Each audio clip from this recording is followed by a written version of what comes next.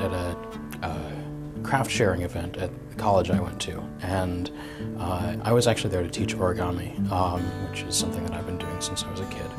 And nobody came to my class, so so instead I went to see what else was going on, and someone was teaching knitting, and it's kind of an interesting way, the way the universe works.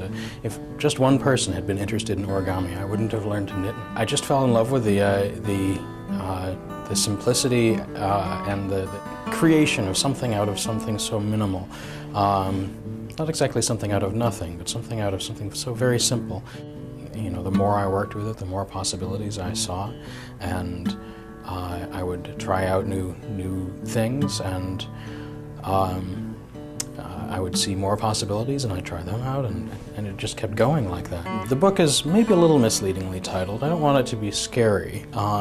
It's a reference to how far the book goes, not necessarily where it starts. Some of the techniques that I work in are really just knit and purl techniques. It's just a knit and purl thing. But of course, so is everything in knitting. And if you can just wrap your head around the very basics of it, if you can get the basics down, and then you can take the next step, and then the next step, and then the next step. And just make sure that you have a solid foundation to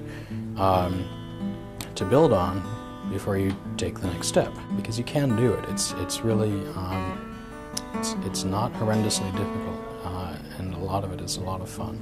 I have a new book that is out. That's really, it's just a single pattern, but it's a pattern that's 115 pages long.